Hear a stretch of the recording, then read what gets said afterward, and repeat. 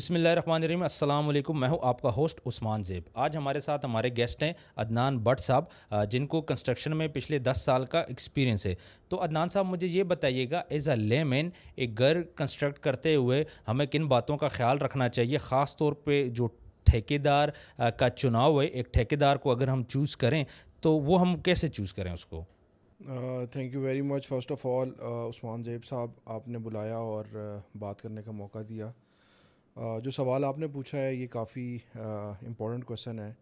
और आपकी जो है जो ऑलमोस्ट जो है ना 60% जो है ना आपकी परेशानियां इस सवाल के जवाब में ख़त्म हो जाती हैं। कि जब आप एक अपना घर बनाने जा रहे हैं तो आपने ठेकेदार का इंतखाब और ठेकेदार आपने कैसे सिलेक्ट करना है। सबसे पहले आप जिस एरिया में घर बनाने जा रहे हैं, जैसे किसी एम्प्लॉय की सीवी होती है, ठेकेदार की सीवी उसके बनाए हुए प्रोजेक्ट्स होते हैं, खा वो रेजिडेंशियल हैं या कमर्शियल प्रोजेक्ट्स हैं। आप अपने एरिया का विज़िट करें और वहाँ पर घरों को देखें। जो आपको घर सबसे बेस्ट लगता है, उसकी कंस्ट्रक्शन, उसकी फिनिशिंग आपको अच्छी लगती है, अट्रैक्ट करती है, आप उसके मालिक से मिलें और उसके क्या कहते हैं ठेकेदार के हवाले से उनसे मालूमात लें। वो सेटिस्फाई हैं, आप उससे फ़ीडबैक मालिक से जो है वो फ़ीडबैक लेके, कॉन्ट्रैक्टर का नंबर लेके आप उससे रब्ता करें। और इसके बाद जो है वो आप अपनी जो है बाकी जो घर बनाने की जो तफसीलात हैं उसके साथ आप तय करें। अक्सर हमने देखा है कि ठेकेदार और जो ओनर होते हैं, जो घर बना रहे होते हैं, इनके दरमियान बहुत ज़्यादा कॉन्फ्लिक्ट चल रहा होता है और 80% एंड पे ये दोनों एक दूसरे से खुश नहीं होते, कोई ना कोई प्रॉब्लम चल रहा होता है। डे वन से अच्छे तरीके से स्टार्ट होता है, लेकिन जो घर बनता जाता है इनकी प्रॉब्लम बढ़ती जाती हैं, चाहे वो पेमेंट के हवाले से हो, चाहे वो काम के हवाले से हो। और ख़ास तौर पर ये जो टाइम ड्यूरेशन है, ठेकेदार आपको एक टाइम बताता है, उस टाइम पर वो चीज़ें कंप्लीट नहीं कर पाता और फिर वो हीले बहाने करता है कि आज ये प्रॉब्लम थी, आज फोत की होगी, आज फलाना हो गया। तो इस बारे में क्या कहेंगे? ऐसा जो है ऐसे जो प्रॉब्लम्स है वो अक्सर जगहों पे जो है वो फेस करने पड़ जाते हैं।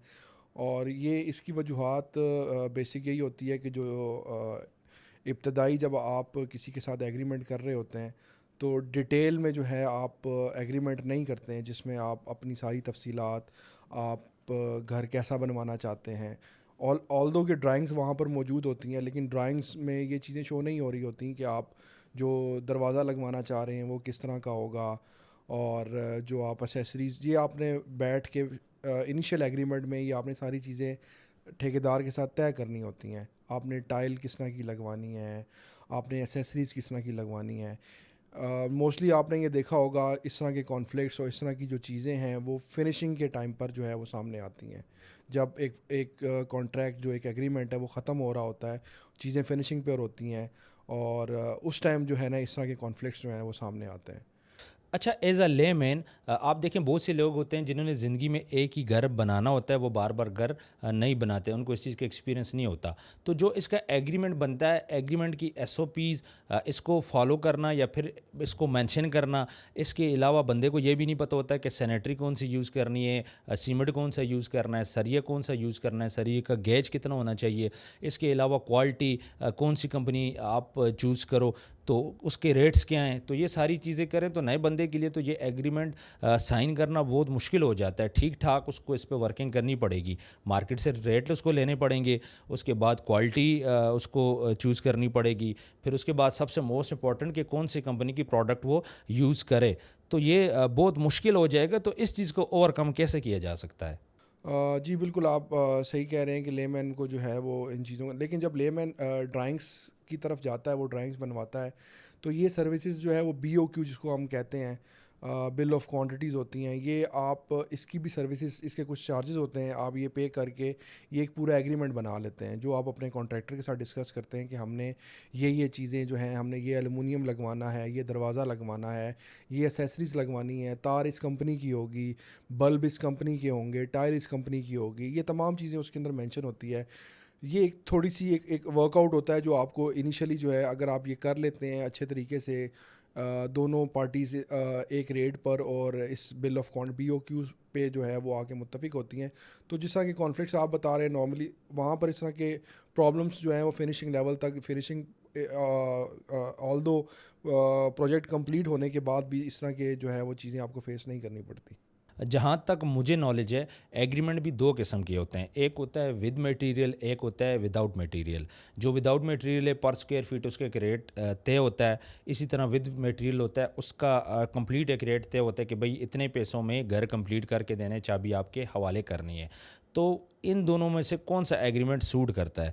अब जो बंदा यहाँ पे पाकिस्तान में अवेलेबल है, उसके पास टाइम है, वो चीज़ें इनको ख़रीद के दे सकता है, उसकी सिचुएशन थोड़ी सी डिफरेंट है। एक बंदा है ओवरसीज़ है या उसके पास टाइम नहीं है, वो ठेकेदार को इसलिए हायर करता है कि अच्छी चीज़ उसको बना के दे और उसका टाइम सेव करे। तो इन दोनों में से फिर बेस्ट एग्रीमेंट कौन सा है? देखें, अगर आप इसमें जो है वो आपकी जो है अवेलेबिलिटी के ऊपर और आपके टाइम के ऊपर जो है ना, ये चीज़ें डिपेंड कर रही होती हैं। ऑल्दो दोनों ही एग्रीमेंट में आपकी अवेलेबिलिटी होना ज़रूरी है। अगर आप लेबर ठेका कर रहे हैं तो उसमें आपको थोड़ी सी तसल्ली ये हो जाती है, जो आप ईंट लेके आ रहे हैं वो आप अपनी मर्ज़ी की अव्वल ईंट, अच्छी ईंट लेके आ रहे हैं। जो आप उसको सीमेंट दे रहे हैं वो आप अपनी मर्ज़ी का, अपनी मनपसंद कंपनी का जिसमें आपको ट्रस्ट है या जिसका आपको फ़ीडबैक अच्छा है, आप वही सीमेंट दे रहे हैं। रेत के हवाले से मतलब जो जो भी ए टू ज़ी जो चीज़ें होती हैं वो आप खुद प्रोवाइड कर रहे होते हैं, आपकी तसल्ली होती है। आप मिसाल के तौर पर बात आ जाती है ईंटों के हवाले से बात आती है, इसमें फ़र्स्ट लेवल की अव्वल, दोम, सोम ईंटें होती हैं। फिर आ जाती है बात सरिये के ऊपर। नॉर्मली जो है वो विद मटेरियल में स्टील के ऊपर जो है ना वो थोड़ी सी बहस चलती है कि स्टील जो है वो किस ग्रेड का इस्तेमाल हो रहा है, किस कंपनी का इस्तेमाल हो रहा है, और स्टील का डिज़ाइन जो है वो जो उसके ऊपर जो खाने रखे जाते हैं और जो क्या कहते हैं रिंग्स रखे जाते हैं। विद मटेरियल में थोड़ी सी यहाँ पर बहस आती है, जी खाना खुला क्यों रखा है, रिंग कम क्यों रखे हैं। तो जो है लेबर ठेके में जो है उसमें आप इस तरह की जो जो हैसल्स हैं और जो जो बहस है आप उससे बच जाते हैं। लेकिन आपको टाइम थोड़ा ज़्यादा देना पड़ता है। अगर आपके पास टाइम ज़्यादा है, आप पूरा टाइम अपने प्रोजेक्ट को दे सकते हैं, तो आप लेबर ठेका करें विद मटेरियल, आप उसमें पैसे बचा सकते हैं। बात बताइएगा कि ठेकेदार की कितनी इम्पोर्टेंस है, क्योंकि ठेकेदार के पास एक्सपीरियंस होता है, उसके पास लेबर होती है, उसके पास शटरिंग वाले होते हैं, तो कुल मिला के एक एक्सपीरियंस है उसके पास। इसके अलावा अगर एक बंदा है जो कुछ पैसे सेव करना चाहता है या फिर चीज़ को सीखना चाहता है, वो क्या करता है, ख़ुद ही लेबर हायर करता है, उसके बाद फिर वहाँ पर खड़ा रहता है, तमाम मटीरियल ख़ुद परचेज़ करता है और उसके पास वो कोशिश करता है कि वो घर को ख़ुद बनाए ताकि घर भी अच्छा बने और ठेकेदार के पैसे भी सेव हों।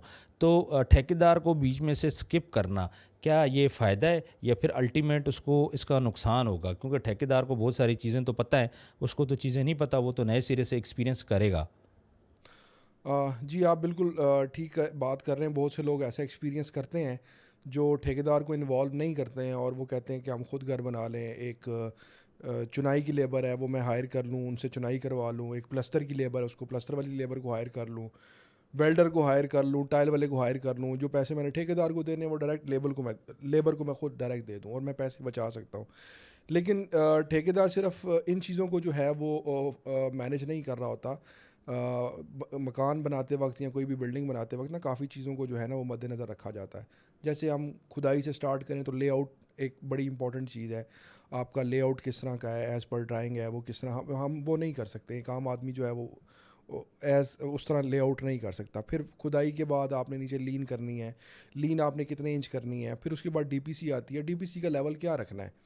एक लेमैन को इतनी नॉलेज नहीं होती। वो तो अगर आप मज़दूरों के सर पे अगर घर बनवा रहे हैं तो बाद में आपको बहुत सी चीज़ें जो हैं वो तोड़नी पड़ सकती हैं। जैसे अगर अब मैं डीपीसी की एक सबसे इनिशियल एक लेवल की बात करूं, नॉर्मली लोग डीपीसी लेवल जो है वो जो बाहर का रोड है उसके लेवल पर जो है रख रहे थे। जो नई सोसाइटीज़ बन रही हैं उनमें जो है वो रोड्स वगैरह भी अभी नहीं डले होते हैं और घर बन रहे होते हैं। अगर आपने बाहर के रोड के लेवल पे अगर आप डीपीसी डाल देते हैं, कल को वहाँ पर जो सोसाइटी है वो रोड बनाती है तो रोड आपकी जो है वो घर के लेवल से ऊपर चला जाता है। फिर कल को जब बारिश होगी तो पानी अंदर आएगा। फिर आप जो है वो अफसोस करेंगे कि उस वक़्त वो किसी एक अच्छे ठेकेदार को हायर करके अपना घर बनवा लेते। तो ये जो टेक्निकल गलतियाँ ये उस वक़्त ना हुई होती। अच्छा, मुझे ये बताइएगा, ठेकेदार का कोई एक्सपीरियंस होता है उसका, कहीं पे उसकी कंपनी रजिस्टर्ड होती है या फिर कोई भी बंदा दो चार घर बनाए, लेबर हायर करे और उसके बाद फिर ठेकेदार बन जाए? तो एसओपीज़ जो एग्रीमेंट के अंदर हम लोग लिखते हैं उसकी कोई वैल्यू होती है? इसके अलावा उसका एक्सपीरियंस, कोई कंपनी रजिस्ट्रेशन, कोई पोर्टफोलियो, तो इस किस्म की कोई चीज़ें? देखिए, बहुत सी जगहों पर जो है अलमिया ये है कि जो एक अच्छा मिस्त्री है वो कोई 2-4 घरों की चुनाइयाँ करेगा, अच्छा काम करेगा तो वो ठेकेदार बन जाएगा। लेकिन अगर आप जाते हैं गवर्नमेंट सेटअप में या आप एक अच्छे लेवल पे काम करना चाहते हैं तो इसका एक प्रॉपर एक इदारा है, पीसी पाकिस्तान इंजीनियरिंग काउंसिल है, वहाँ पे आप अपनी रजिस्ट्रेशन कराते हैं, डॉक्यूमेंटेशन होती है, आपके साथ इंजीनियर्स हायर होते हैं और आप उस पूरे जो है ना विद डॉक्यूमेंट्स जो है ना वो आप प्रोजेक्ट्स कर रहे होते हैं। इसमें ये होता है कि क्या कहते हैं, सम टाइम होता है कि कॉन्फ्लिक्ट आ जाता है, कोई मसला बन जाता है, तो वो जो प्रॉपरली डॉक्यूमेंटेशन के साथ आए होते हैं तो कल कोई इदारा भी उनको सपोर्ट करता है और जो भी कॉन्फ्लिक्ट या कोई मसला आता है तो वो उसको जो है वो बैठ के सेटल कर सकते हैं। ये बताइएगा, हादसे की सूरत में साइट के ऊपर अगर कोई हादसा हो जाता है, कोई इंजरी हो जाती है, और अक्सर हमने देखा है कि कंस्ट्रक्शन साइट पे हादसे हो जाते हैं। कुछ तो होते हैं कि भाई लेबर की नेग्लिजेंस की वजह से, कुछ अल्लाह की तरफ से हो जाते हैं। तो इस सूरत में ज़िम्मेदार कौन है? या ठेकेदार ज़िम्मेदार है, या फिर जो ओनर जो घर बना रहा है वो इसके ज़िम्मेदार हैं, या फिर जो लेबर वहाँ पे काम कर रही है वो इसके ज़िम्मेदार हैं? ये तो जो ठेकेदार है जो मौके पे काम कर रही है उसकी रिस्पॉन्सिबिलिटी है कि वो अपने जो वर्कर्स हैं उनकी सेफ्टी को इंश्योर करे। इसका जो है मालिक के ऊपर कुछ भी नहीं आएगा, इसका इसका जो भी होगा इन केस, फॉर एग्जांपल मैं बात करता हूँ, अगर आपका प्रोजेक्ट चल रहा है, अब पहला पोर्शन भी बन गया है, दूसरा पोर्शन भी बन गया, आपका जो है अंडरग्राउंड वाटर टैंक भी बन गया है, अभी आपको आपके इल्म में होगा कि कुछ टाइम पहले जैसे अब डेंगू का सीज़न आया तो डेंगू के हवाले से जो है टीमें जो हैं वो हरकत में आई। अब एक ऐसे प्रोजेक्ट पे चले जाते हैं जहाँ पर अंडरग्राउंड वाटर टैंक बना हुआ है और वहाँ पे डेंगू का लार्वा है, तो वो ठेकेदार को इन्वॉल्व करेंगे, वो मालिक को इन्वॉल्व नहीं करेंगे।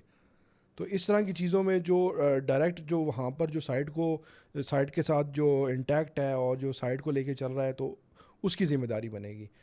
वर्कर्स की सेफ्टी भी, और वहाँ पर भी कोई जो इलीगल एक्टिविटी अगर कोई होती है तो उसका ज़िम्मेदार ठेकेदार होगा, मालिक नहीं होगा।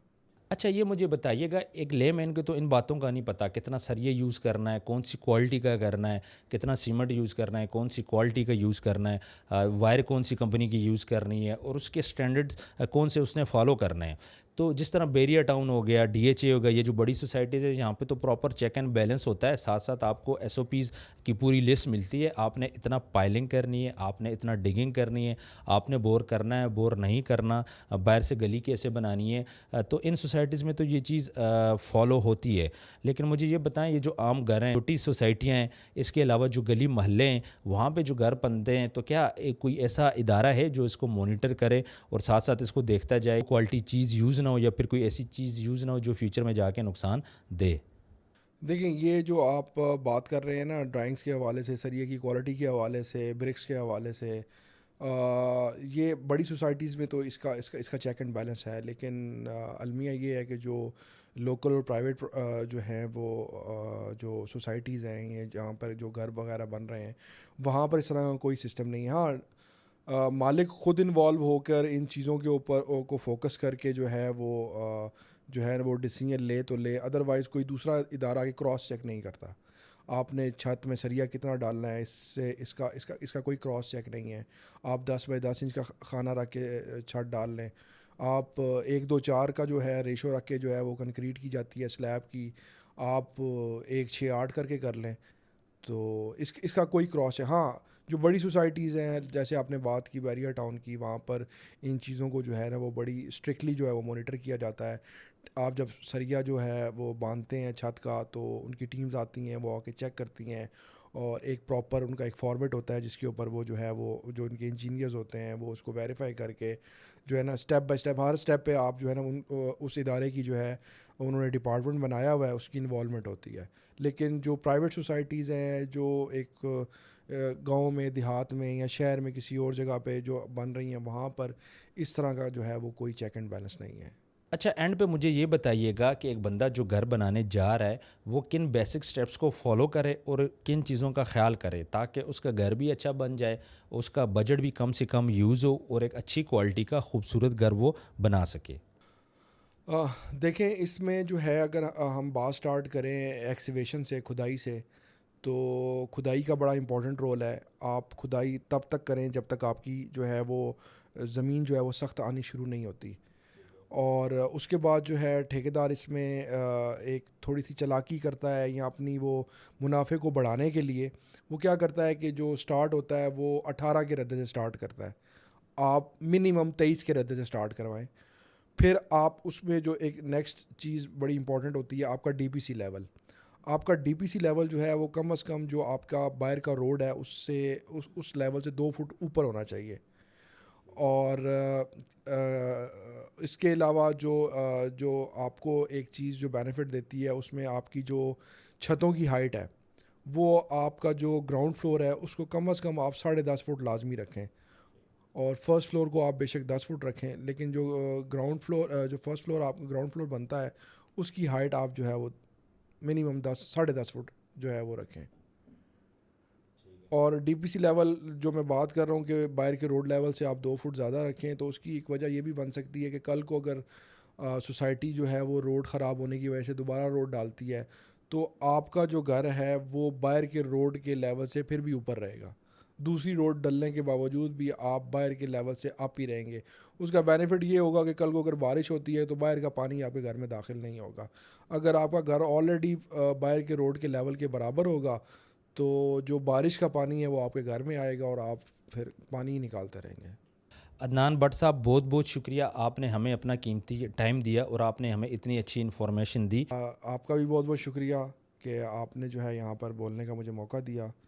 उम्मीद है व्यूवर्स आपको ये इन्फॉर्मेशन बहुत काम देगी। अपना ढेर सारा ख्याल रखिएगा। कमेंट सेक्शन में आपने ज़रूर बताना है आपको आज की वीडियो कैसे लगी। मिलते हैं नेक्स्ट वीडियो में। अल्लाह हाफिज़।